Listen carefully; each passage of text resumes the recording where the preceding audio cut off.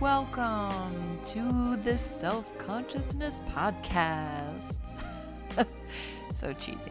I am your host, Jennifer Way, and on today's episode, I introduce you to a special guy, my dad, Meir Buchbut.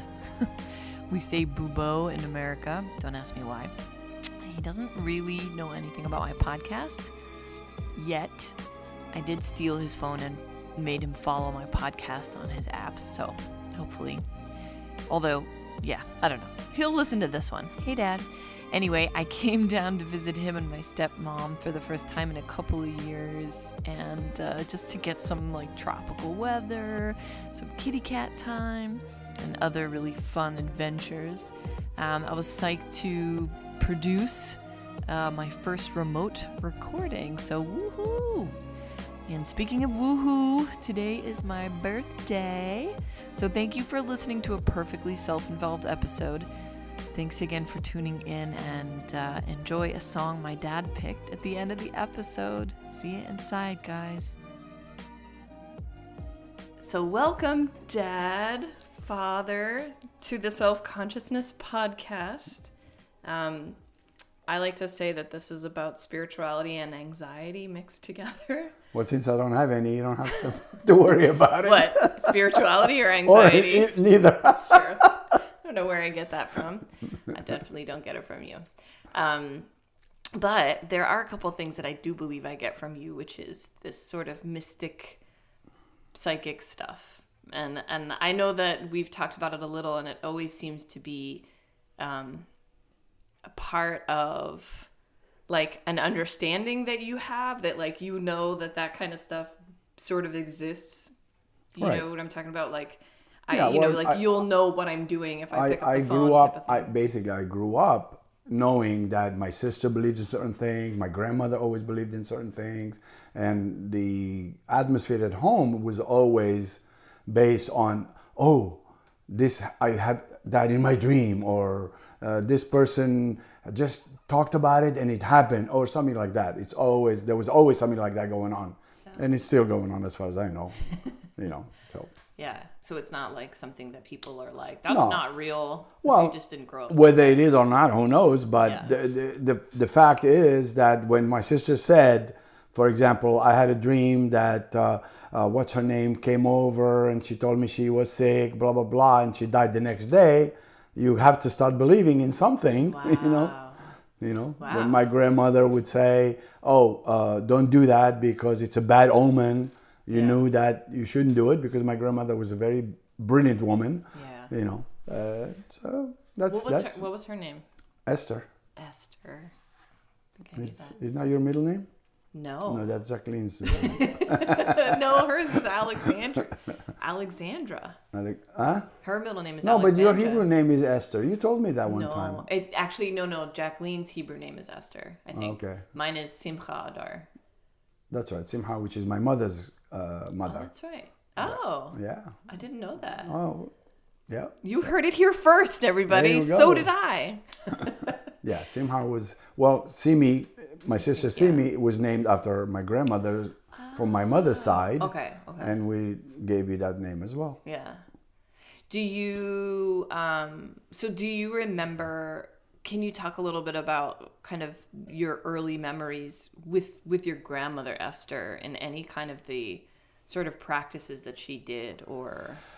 It's sketchy, because when I was very, very young in Morocco still, I was probably about 7 years old, I was afflicted with what they considered the devil in me, illness. Yeah. So, and they didn't know how to treat it other than get the devil out.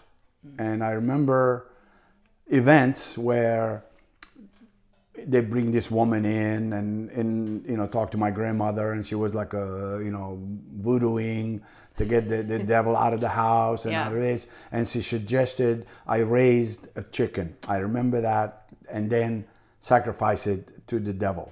Wow. And that's the truth.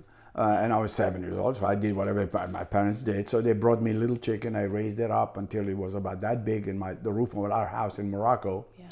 And I remember very vividly that we did kill it normal by the rabbi. It was not just, with the hatchet like they would do somewhere else. It was killed properly, put in a brown plastic bag. I remember that so vividly. Not plastic, paper bag. And we actually, I don't know how we got there, but the beach between Morocco, between Saleh and Rabat, had this bridge that went over the ocean, waterways of some kind.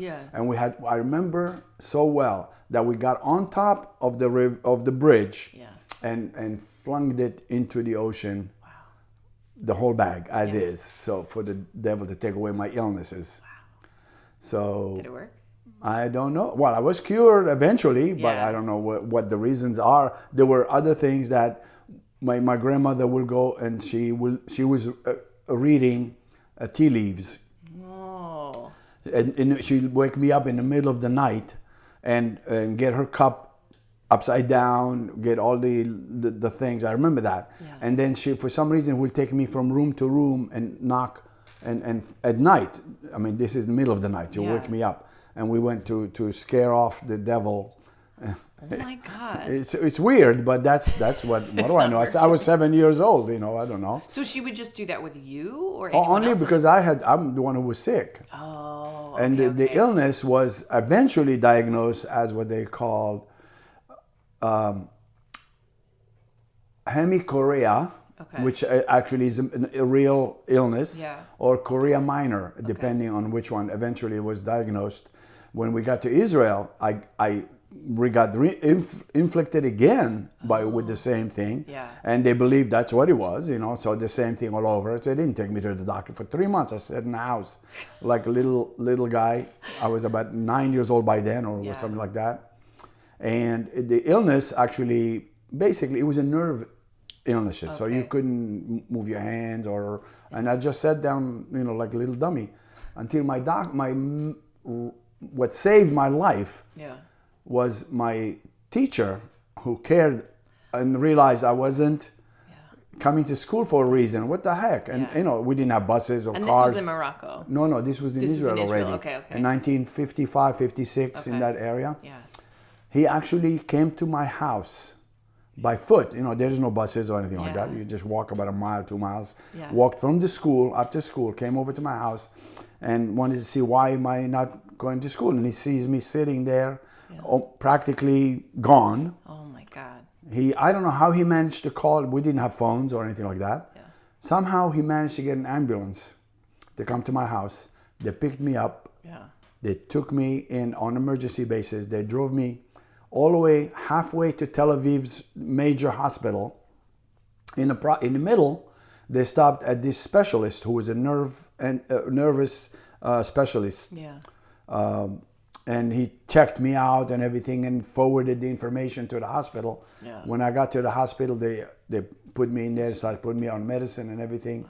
And that saved my life. They said 24 hours I would have been dead if I was that guy didn't come to my house to take me to the emergency room.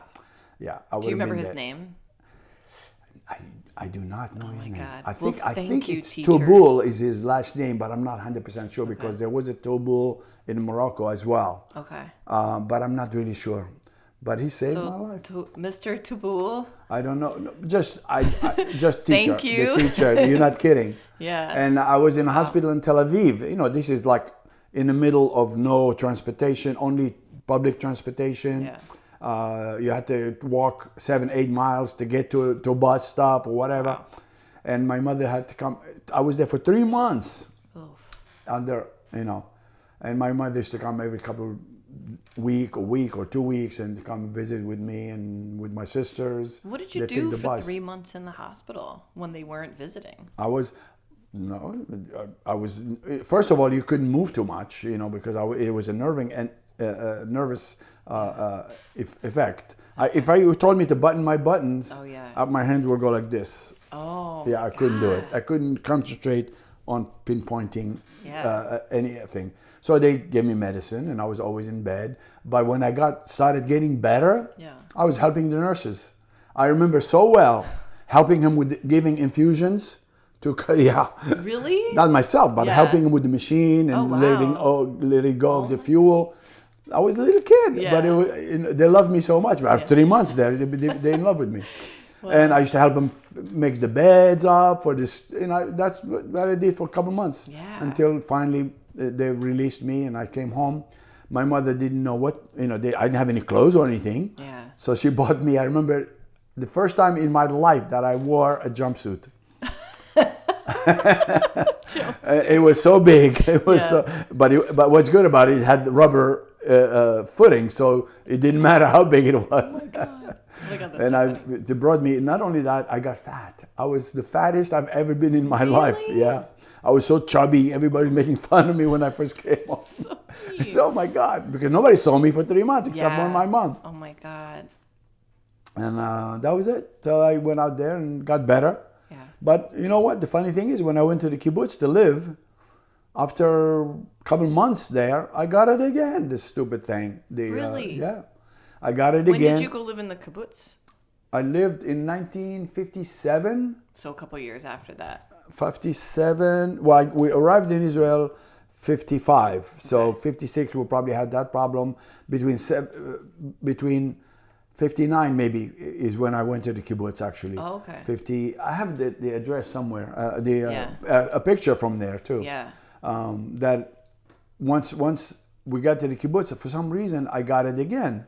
Yeah. And they didn't know what's going on, so they put me in little hospital that we had in the kibbutz. All kids, we wasn't adults. That only the teachers were adults. Yeah.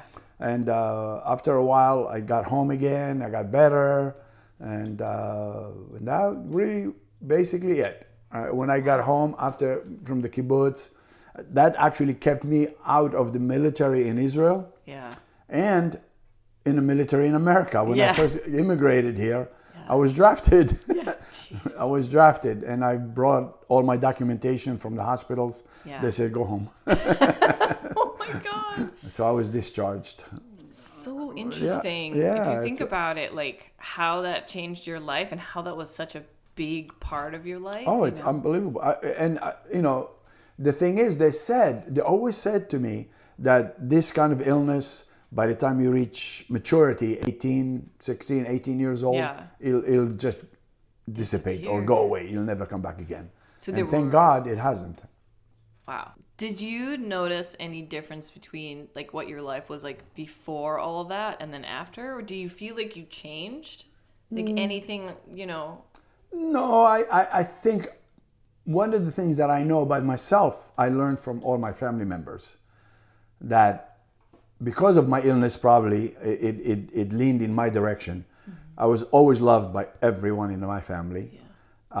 I was considered one of the nicest brother they have. Yeah. Because I was very good. I was a very good boy. I never hated anybody. Never, I was really a good kid. Yeah. A good kid. So they all loved me for that, and I realized that. And I'm wondering if because I was sick and I got over it, that they felt sorry for me or what, but that's the way it is. You can ask anybody in my family who's the best person out of the 10 kids that we have, they'll say Meir is the best one. That's in my mind, but I think it's true because you ask Isaac. We can ask Isaac tomorrow. Isaac, my brother, you can ask him, what do I think? What do I think of your Meir? And he'll gush all over you. He'll just melt into a pile. Yeah, he does. He slime. does. Well, at least he says he does. Well, we'll see. Yeah, he doesn't tell it to me, but he tells everybody else. Well, he moved to Florida. That's true. I convinced him to because he wanted to start a new life. No, he did. Yeah. He wanted to start new. He had a new wife, pregnant. And he was having difficulties in a lot with different family events that he wasn't very happy about. So it was a good idea for him to get away. What would you say what are a couple of the big differences between lifestyle here? So just to kind of go back a little bit, you were, for the listeners, you were born in Morocco, in Rabat. Saleh, which is the suburbs of Saleh, Rabat. The suburbs of Rabat. Rabat is the capital of Morocco. In Morocco. And your family has been there as long as you, as I far know. back as we know. We're assuming it's probably from the Spanish Inquisitions. Yeah. A lot of the Moroccans actually, a lot of the Spanish families, Jewish families that were being persecuted, escaped. So And I think a lot of them ended up in Morocco, Tangier, France, all these areas. So I'm guessing that's where our origin is. Yeah. You know, because they call us Faradim, which is actually means Spanish. They did? Yeah. Okay. Well, Sfarad is Spain. Sfaradim is Jewish who are... In America, they say Sephardic, but it's not Sephardic, it's Sfaradim. Spaniards. Wow. Is what it means. Did you do the DNA test? I did, actually. You guys didn't you, Jacqueline? Oh, Jacqueline did. Yeah. Wait, so what was the result? That I was born in America. No, just kidding. I don't trust those things that much. Greek. The only place they don't have is Morocco.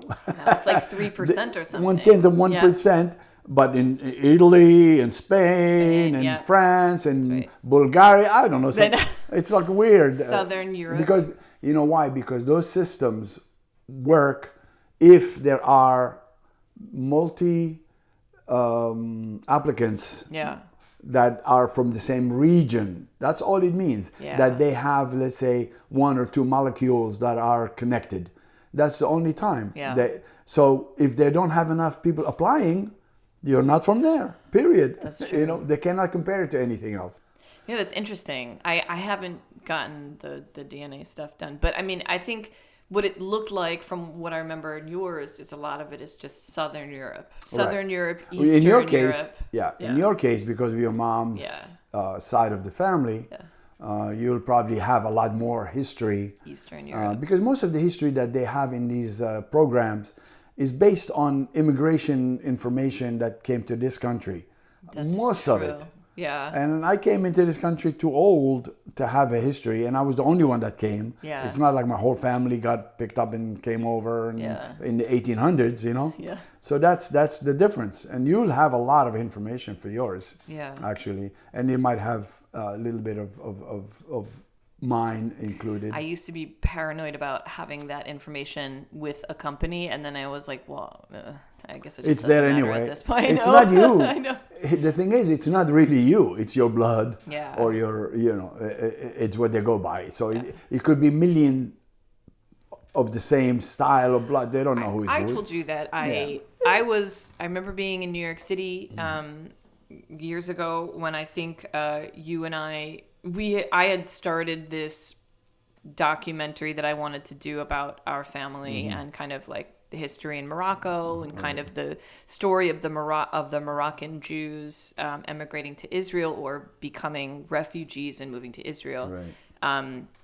And I remember finding information, and you were like, no, but I went into a store in New York City. There was a Moroccan-owned store, and there was a Moroccan man there, and oh God, I wish it was still there. But he had so many beautiful things, jewelry, a lot of metals, a lot of fabric things, again, it's no longer there. I think it was like in Soho, and you mean and I in told that to big him, market? It was a small store. It wasn't that big. There is a huge one actually in downtown. Really? Maybe it is in the Soho area. Maybe. But there is this huge market that has a lot of different stores. Oh. You go in from one side. In New York City? I think you go all the way through it, and all these amazing stores. And the first one or second store inside is all these Moroccan owners. I didn't know and all the things you just mentioned. All the glass and it's so cheap now. If you look for that stuff, it's so expensive you can't even. But I was talking to the man, and I told him our last name, which is Bohbut. And he said that's a Berber name, but Berber they don't even use. I think you can't use the word Berber anymore. It's like disrespectful. I think they use the word Amazigh. Like Amazigh, like Amazigh. So I think in English it would be like Amazigh, but that's the word that you use for Berber. But that it was a Berber name, and that it meant. And then I was able to research and find that our last name literally means man with a little belly. That's Do you what remember me telling you that. that? Yeah, you told me that, yeah. And so I kind of always envisioned The only problem is with that is we all have big bellies. we all have big bellies.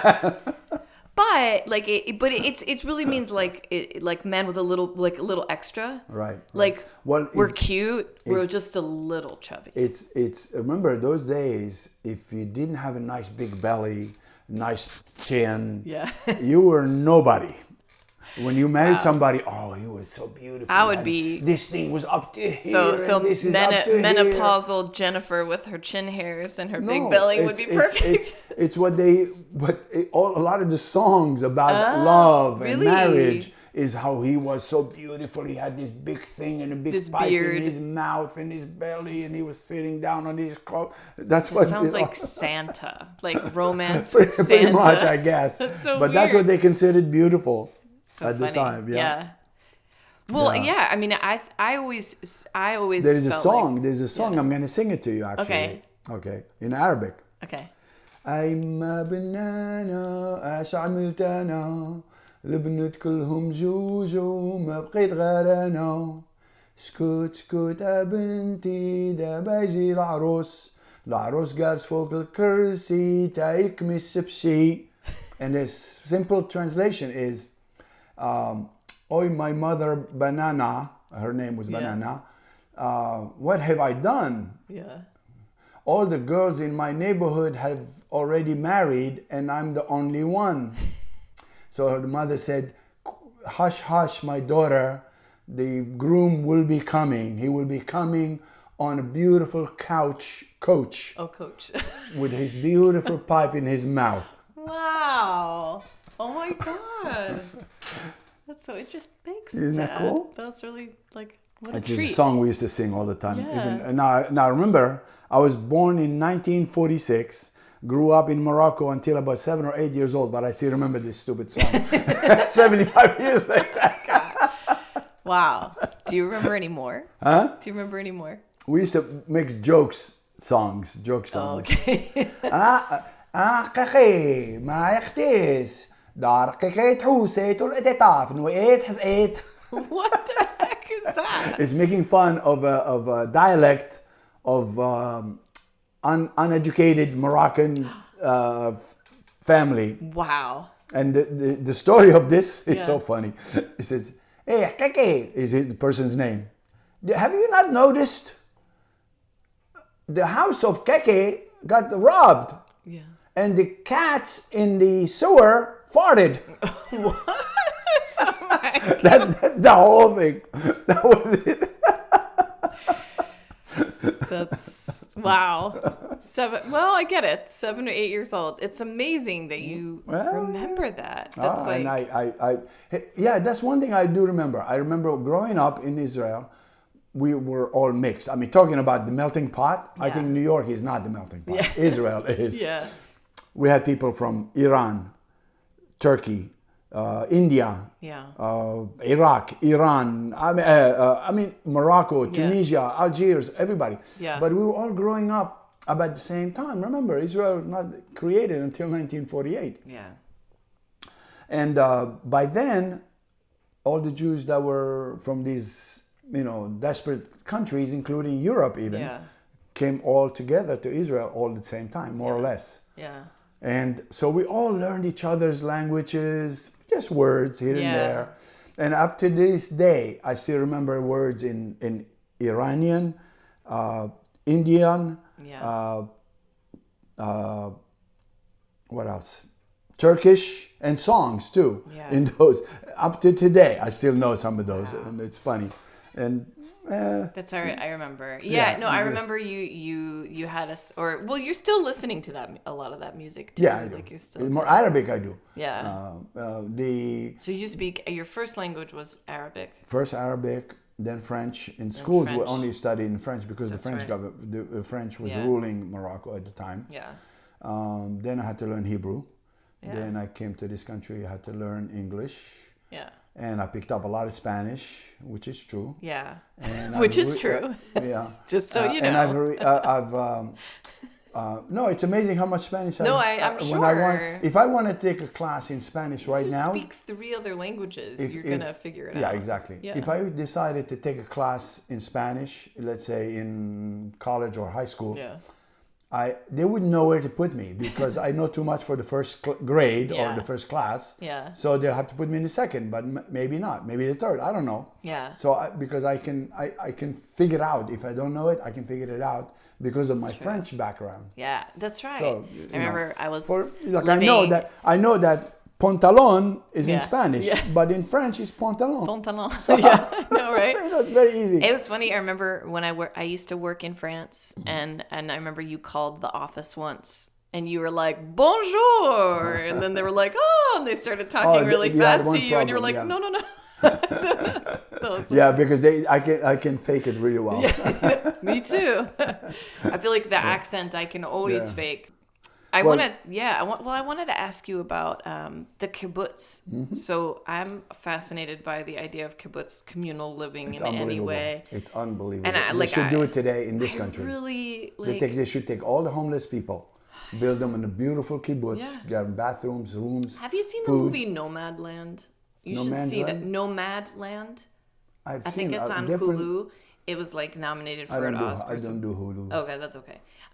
It's no offense, Hulu, but you should watch it. It's a little like that. It's about a communal living situation with people who have been kind of aged out of the factory system I've in seen America. different kinds of movies like that, but they always end up with war of some kind. Oh no, this doesn't really end up that way. No, the kibbutz. The idea of a kibbutz is communistic in a sense, really. Yeah. Because it is communal, and everybody works for the good of the whole group. Yeah. In a sense. It's what Biden Are there wants. different kinds of kibbutz? Yeah, there are. So what kind did you... Here's the thing. They have what they call Mossad. Mossad is actually a school, really, agricultural schools. Okay.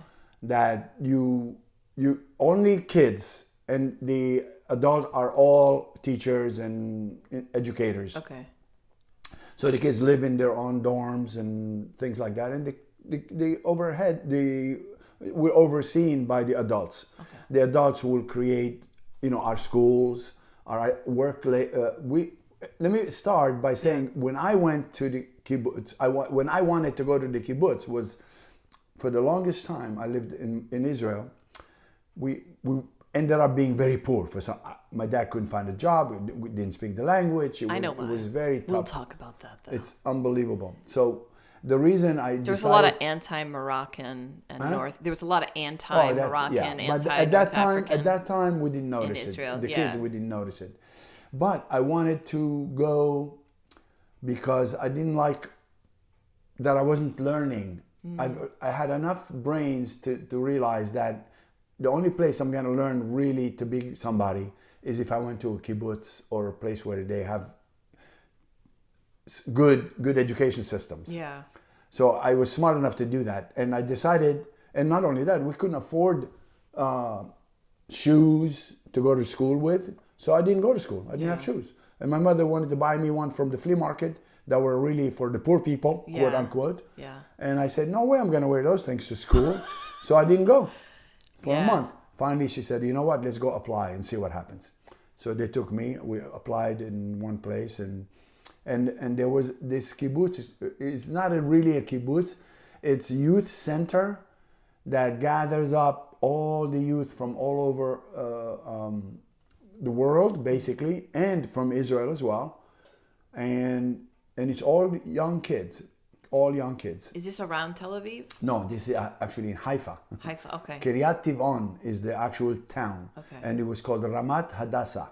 Okay. It's based on the Hadassah woman that she started this whole thing. It was to help the underprivileged, really, is what it was. So they take you there first, and you get acclimated to what is to be away from home. Yeah. And I was there for almost a year. Yeah. And from there... And you don't go back home at all? Oh, you go on vacations, okay. Holidays. Holidays you go back, It's like Hogwarts. It's like a camp. You go to camp and you come home, whatever. Yeah. But it was amazing. I loved it. We used to play. We used to go in the mountains and walk, and we used to pick up rocks and carve them out and make Yeah. art supply and arts and have school, have day play, have day. I mean, it's unbelievable. You know, all the food you want. I mean, it's all set up. Did you do farming when you were there? Not there. Okay. But then the way that happens is they couldn't accommodate everybody in that one place. So the kibbutz or Mossad or youth camps, if you want to call them, or youth farms or that are educational, will come up, or kibbutzim as well. They'll come in and say, we really need some more kids to come to our kibbutz. Yeah. And they'll interview a whole bunch of different kids. They'll have like a convention. Yeah. And they'll all interview different people. And all right, we like you because your cousin was in our kibbutz, so why don't you come with us? So that's what it was. Okay. So we signed up, as a matter of fact, to the Mossad that I was in. And once I got there, definitely my cousin was there. Yeah. And my brother David was there for a week. And he hated it so much, he ran away and went home. And a few people from Beersheba were there. So it was, it was really, they let you know that you had a connection. And that was amazing. They gave us rooms. You want me to stop for a second? No, you're good. You're Okay. good. Sorry. We were sharing a room with other kids. They gave us clothes. We learned how to set up our bed, clean our rooms. It was a dorm system, Is it like military school? No. Okay. No. And and you signed up for, depending on your age, which group you were in. And you went to, because we had from probably 6th grade to high school in that kibbutz. Okay. That was an agricultural school. Okay. And that's where we worked agriculture. So we went in the morning, we went to breakfast. Yeah. We got up, dressed up, had our room made up beautifully. The inspectors, the teachers came by, checked, make sure everybody's okay. Yeah. We did our 7-kilometer run in the neighborhood. Yeah, come back, and we went to breakfast. We all had breakfast in communal. Sounds a little military. And then no, it's not. You didn't have to be there. Like the teachers, inspectors. You didn't have to be there. Guards. Well, no, they're teachers. They were teachers. Yeah. We call them. The funny thing is, in Hebrew we call them haver, and the word haver is the same as what the Russians call comrade. Oh. So I told you it's communistic. Yeah. But, like so that. And then we went to school. Yeah, communist. I tell you. We went to school from 8:30 until about 1 o'clock. We went home, did whatever homework you had to do, and changed into work clothes. You could not go with the same clothes to school as you did for work. Yeah. Changed to work clothes, and we all been assigned, whether it was planting, whether it was with raising with the chickens, or with the cows, or the agriculture planting. Yeah. It was always, or in the kitchen. Yeah. Because somebody had to cook, and somebody had to clean dishes, and we all had. So you jobs. Rotated the jobs. I love that. Every month. Yeah. You submit what you would like to do, and they try to give it to you when possible. Yeah. Because there was a time where I was in charge of the chicken coop. Wow. The chicken coop. You and chickens, Dad. Oh my God, I love chickens. No, chicken coop was probably about, I would say, no exaggeration, maybe 50 to 100 feet long. Okay. By about 20 feet wide, and it had these 2 rows of cages raised off the ground. Okay. And it was the most amazing thing. And each cage accommodate 1 chicken, and it had a chute that goes right down to collecting trough for the of eggs, some kind. right? Yeah. Oh, wow. So as soon as the eggs got laid, they rolled down. Oh, wow. And my job was to feed the chickens all the time to make sure they're okay. Yeah. And pick up all the eggs, weigh them. Yeah. Put them in the boxes, and there's another group that comes with the horse and buggy from our own kibbutz. Yeah. And they put everything on and take it to the market. Wow. That was so cool. I did That's- that for over a month. Yeah. And I always requested it, but there were other people requesting it, so they get it first.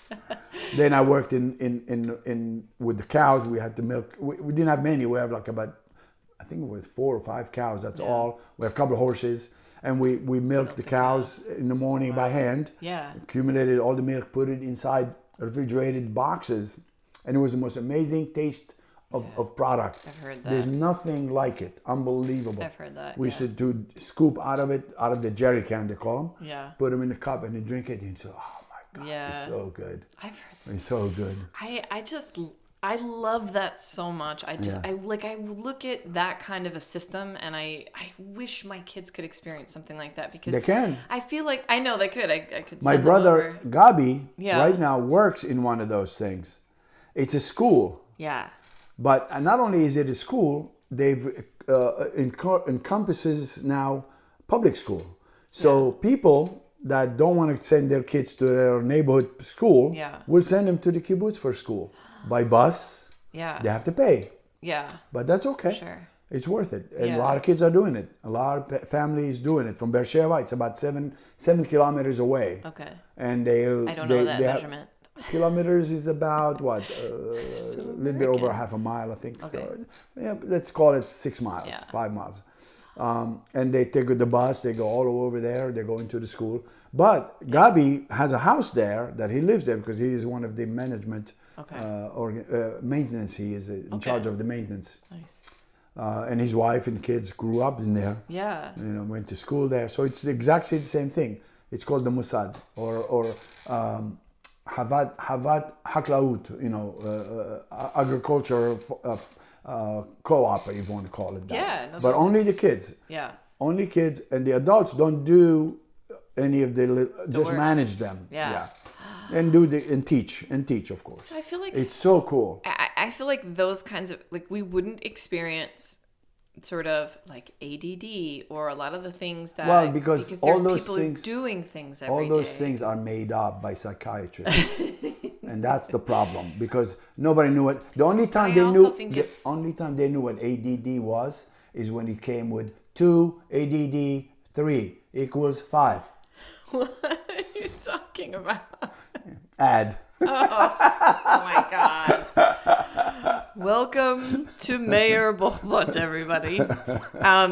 Well, like the creator of dad jokes.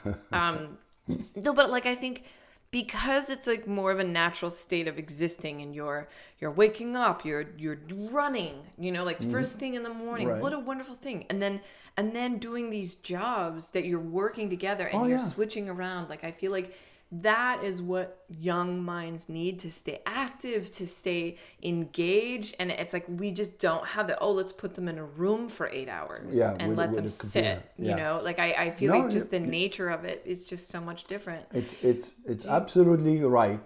And maybe that's one of the reasons that I don't know if there is a thing I cannot do with my hands. So true. I can do electrical. Oh my Even if I didn't learn it, I can figure even, it out how to do it very even easily. though I'm 44 years old, I made my dad come up to fix my apartment up to make it pretty. It's very, very, But you're really like a jack of all trades. What we learned that was very, very important, which is, I think, one of the things that they don't even take in consideration today, logic.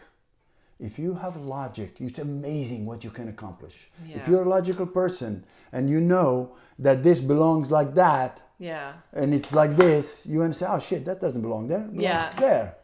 Yeah. You don't have to be told, because if you have a logical mind, can figure out a lot of stuff. You've experienced cause and effect multiple times. So it's like if you're experiencing cause and effect enough, you understand that. I mean, there are things that I've done that Linda said to me, how do you know how to do that? I said, I didn't know, but it's obvious. And I just do whatever I need to do. Do you feel any kind of sort of mystical or like consciousness kind of process that you go through when you apply to those kinds of things, where like maybe there's like a sixth sense where you're tapping into? Obviously I really can't say that I do. I don't consider what I'm doing because of XYZ. Okay.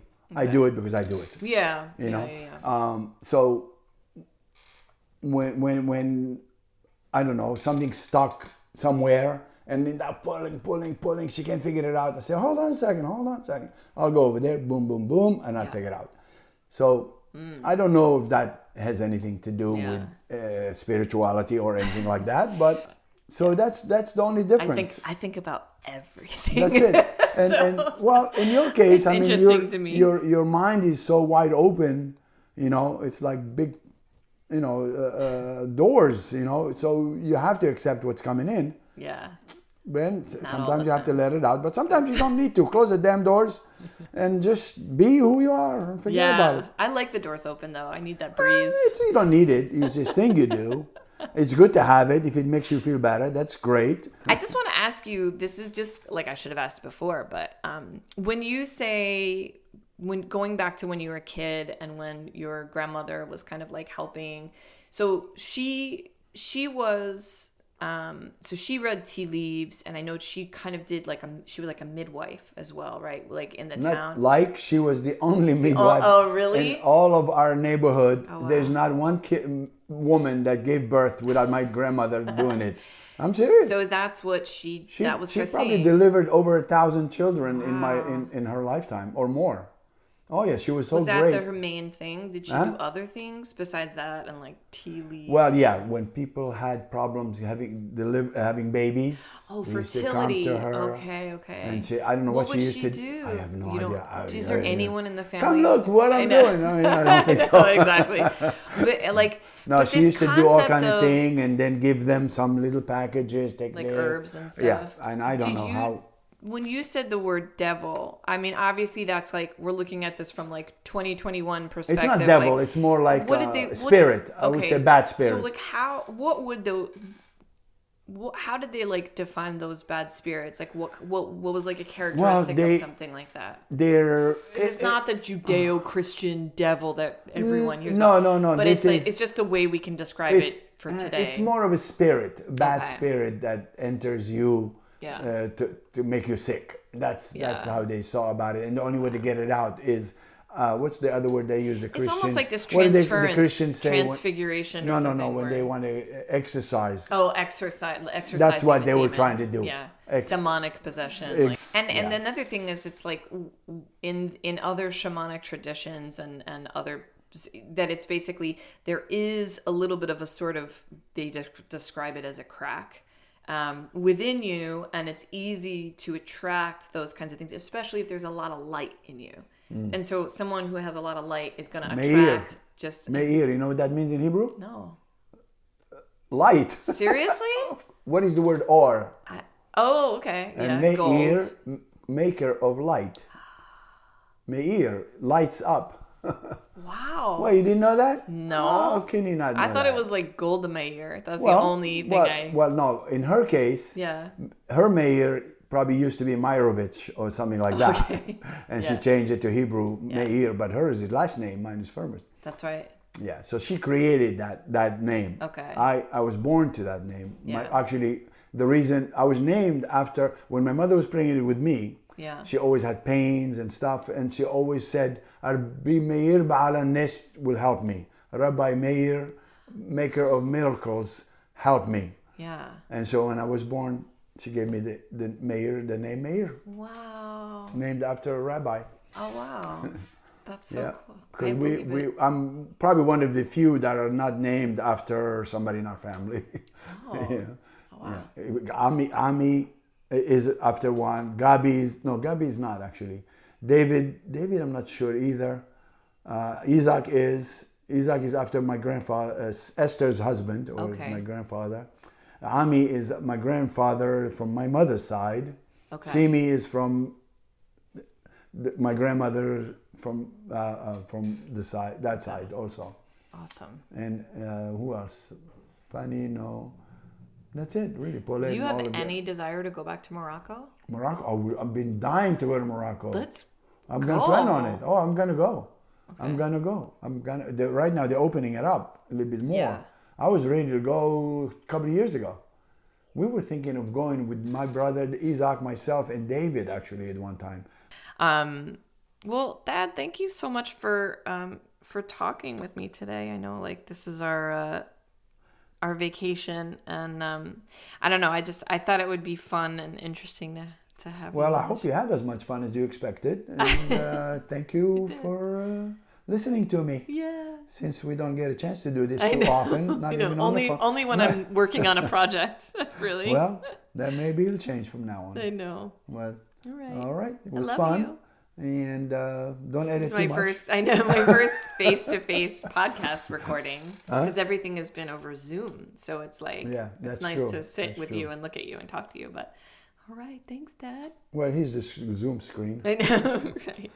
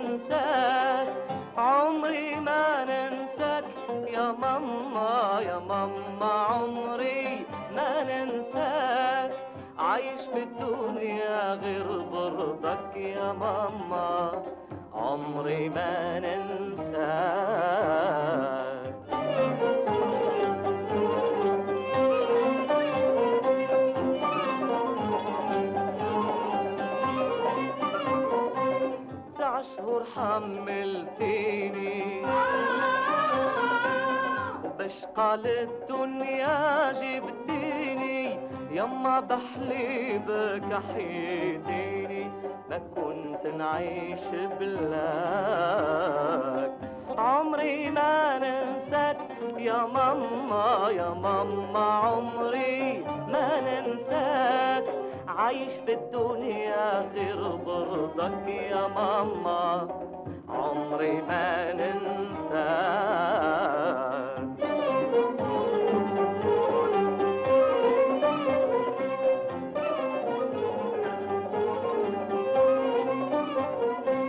قديش ربيتي فيا انه مش حال غنيتي عليا في مرضي تعالجني بشوية تضحك لي وتخفي بكاك عمري ما ننساك يا ماما يا ماما عمري ما ننساك عايش بالدنيا غير برضك يا ماما عمري ما ننساك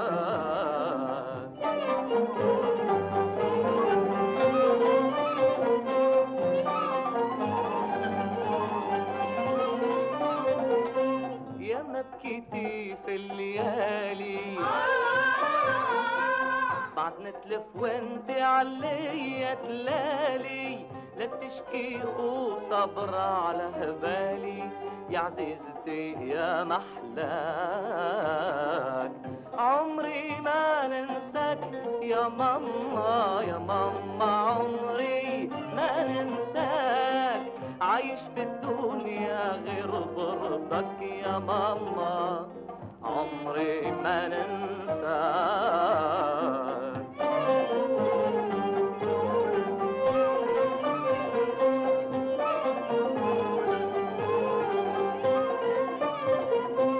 الموت على الكل كل تقدير. ساعتك شعل وشمر في كبدي، ما زلت الدمعة تسيل على خدي، في وقادي نتفكرك. عمري ما ننساك يا ماما يا ماما، عمري ما ننساك. عايش في الدنيا غير غربتك يا ماما، عمري ما ننساك.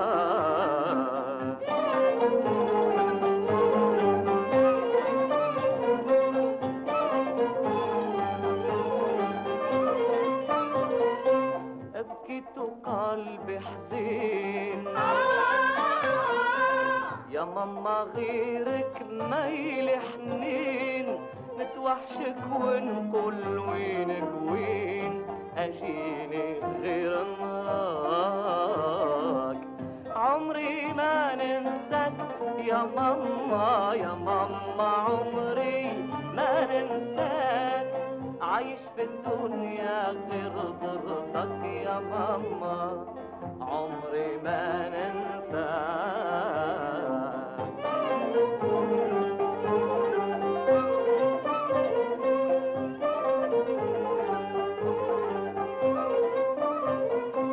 عمري ما ننساك يا ماما يا ماما، عمري ما ننساك.